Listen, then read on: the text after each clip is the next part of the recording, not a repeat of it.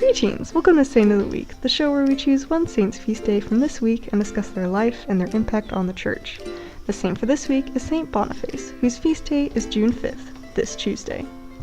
Boniface was born circa 675 in England, although the exact location is unknown. His name at birth was Winfrid, and he came from a noble and wealthy family.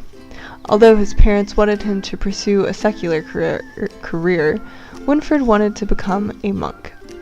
After much persuasion, his parents finally allowed him to do so, and he received his higher theological training in the Benedictine monasteries of Exeter and Nursling. Winfrid became a fully professed member of the Benedictine order and was placed in charge of the monastic school.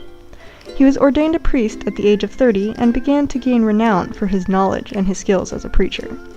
Even so, Winfrid's true desire was to be a missionary, and in 716 he set out for Frisia, which is located in the present-day Netherlands. Winfrid arrived at Utrecht and met with Willibrord, another missionary, who had been working in the area for over 20 years. They preached together across the countryside for a year, but the ongoing war between Charles Martel and Radbod, king of the Frisians, forced Winfrid to return to England.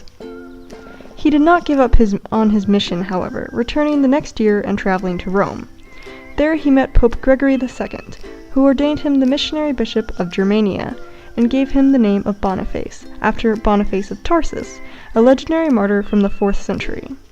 Boniface then traveled to Hesse, where he began to win over the pagans there by cutting down the donor oak, the sacred tree of the Germanic god Thor.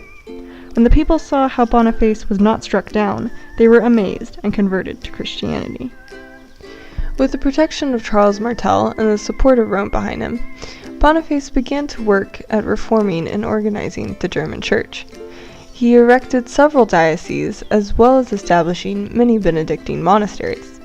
He met several problems along the way, from political interference as well as difficulties with the clergy, who had become worldly and sometimes even heretical. Boniface persevered, however, and over the course of 30 years, the Germanic Church began to show a marked change for the better. After achieving such great success in Germania, Boniface decided to try again at converting the Frisians, and so in 754 he set out with 52 companions. His labors proved fruitful as he baptized several people, and he organized a meeting to confirm some of them. But instead of Boniface's confirmants arriving, it was a band of armed robbers who murdered Boniface and his companions. He died on June 5th, approximately 79 years old. He's the patron saint of Germania, Fulda, and England. Boniface is known as the Apostle of Germania for his outstanding influence on the church in that region. He faced great opposition and danger throughout his mission, but he never gave up, and his labors converted hundreds to Christianity. He showed both courage and mercy in the face of death, and provides a great example of determination and faith to the church of today. Saint Boniface, pray for us. Our honorable mentions for this week are Saint Mugaga, Saint Francis Caracciolo, Saint Gottschalk, Saint Coleman of Dromore, Saint Melania the Elder, and Blessed Anne Mary Taigi.